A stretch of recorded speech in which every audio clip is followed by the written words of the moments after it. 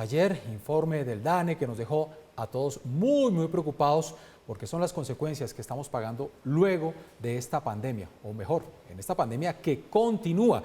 El informe de pobreza monetaria subió 42.5% en 2020, es decir, 3.5 millones de personas entraron a esa condición de pobreza el año pasado. Estamos hablando de 21 millones de personas que están en condición de pobreza durante todo este periodo. Doctor Juan Daniel Oviedo, director del DANE, un feliz día, gracias por estar en Redma Noticias. Muy buenos días y un saludo muy especial para ustedes y toda la audiencia. Doctor Oviedo, para que entendamos mejor este informe, ¿cómo se considera una persona pobre en nuestro país? ¿Qué medidas debe cumplir para que digamos esta persona es pobre o de pobreza extrema en Colombia? Bueno, cuando nosotros queremos caracterizar la pobreza en Colombia, este enfoque que nosotros estamos utilizando en esa medición es el enfoque monetario, es decir, el enfoque de ingreso. Por consiguiente, como los ingresos de las personas no solamente benefician a esa persona, sino que ayudan al sostenimiento de un hogar, nosotros podemos poner un ejemplo muy representativo para todo el país de un hogar de 4 personas en donde una sola persona trabaja. Por ejemplo, en este caso, el jefe de hogar.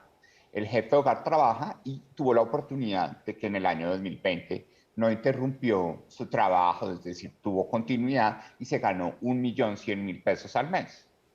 Él está casado y tiene 2 hijos menores de edad que conforman ese hogar de 4 personas y con esos 2 hijos menores de edad, pues la señora no pudo trabajar porque la educación estuvo suspendida en presencialidad.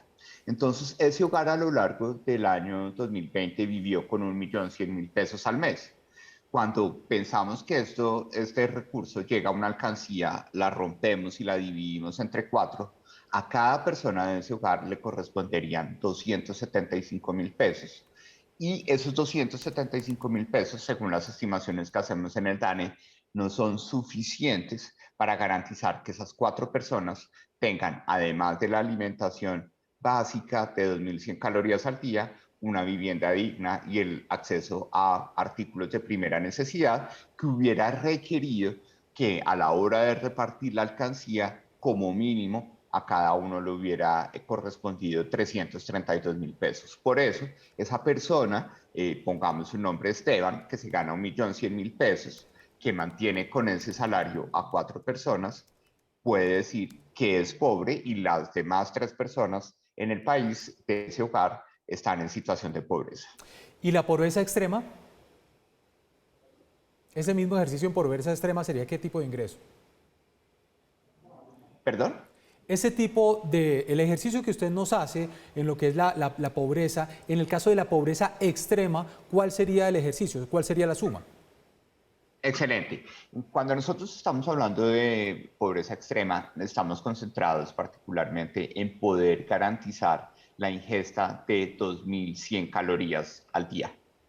Eso significa que valoramos cómo se consume de forma más frecuente alimentos en las diferentes ciudades del país para ingerir esas 2.100 calorías al día y a la hora de repartir, en este caso, en este ejemplo, como a cada uno le tocó más de 275.000 pesos. Esos 275.000 pesos que le corresponden a cada persona después de romper la alcancía están por encima de los 145.000 pesos que estimamos en promedio para todo el país, que son necesarios para que cada persona pueda ingerir esas 2.100 calorías al día. Entonces, este hogar de Esteban, de 4 personas, es pobre, pero no está en situación de pobreza extrema porque los recursos sí permiten una adecuada alimentación. Es decir, una persona, en resumen, para entenderlo mejor, una persona que le corresponda, independientemente de que sea su ingreso, pero con el ejercicio que usted nos hacía por el número de familias, si es un hogar de 4, si a cada uno de sus miembros de la familia tiene más de 332.000 pesos, no es pobre. Exactamente, eso sí estamos hablando de la hipótesis del promedio nacional. El DANE ha establecido unas líneas para cada ciudad. Por ejemplo, el costo de vida en una ciudad como Bogotá es más costoso y por consiguiente ya no estamos hablando de 332.000 pesos, sino que en el caso de Bogotá estamos hablando de casi 455.000 pesos. Mientras tanto, ciudades menos costosas frente al costo de vida, como por ejemplo Sincelejo, esos 332.000 pesos del promedio nacional se vuelven 317.000 pesos. Bueno, ahora sí entremos de lleno entonces en lo que tiene que ver con esta cifra, pues que a todos nos deja preocupados, pensativos y reflexionando mucho sobre el futuro que vamos a tener. 42.5% de colombianos en pobreza monetaria en 2020. ¿Cuál es el comparativo que teníamos en años anteriores, 2018, 2019, para entender un poco la magnitud del tema en plena pandemia? Bueno, cuando nosotros miramos esta incidencia del 42.5% de la población en pobreza que tú mencionabas corresponde a 21 millones de habitantes en el territorio nacional, pues estamos viendo un incremento muy importante frente a un resultado de 2019 que ya mostraba un deterioro y técnicamente la incidencia que nosotros estamos observando en el marco de la pandemia llega a ser la más alta de toda la serie que tenemos desde 2012, lo cual nos lleva a decir que hemos tenido un retroceso de casi una década. Y adicionalmente, el incremento entre 2018 y 2019 es casi el más alto desde que se hacen mediciones de pobreza monetaria en el país, específicamente desde 1987. Cuando usted dice en 2019 ya veíamos, ya venía esta cifra cayendo, exactamente estamos hablando de qué cifra, porque 2019 todavía no estábamos en pandemia. Exactamente, y esto nos lleva, y me parece muy interesante esa reflexión, nos lleva a eh, evidenciar la importante relación que tiene la situación de pobreza con la dinámica del mercado laboral. Recordemos que en 2019 nosotros vimos por primera vez en mucho tiempo que la población ocupada empezó a reducirse, particularmente en la zona rural.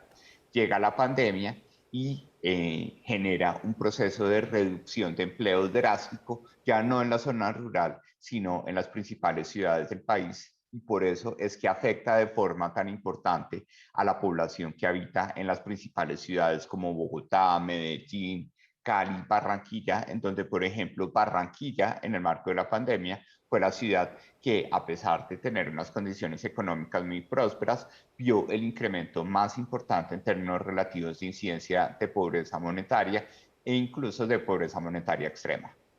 Si no hubiéramos tenido las ayudas que implementó, el gobierno nacional en medio de esta pandemia, ¿se tiene un estimado o una proyección de cuál hubiera sido el panorama con esta cifra que usted nos presenta hoy?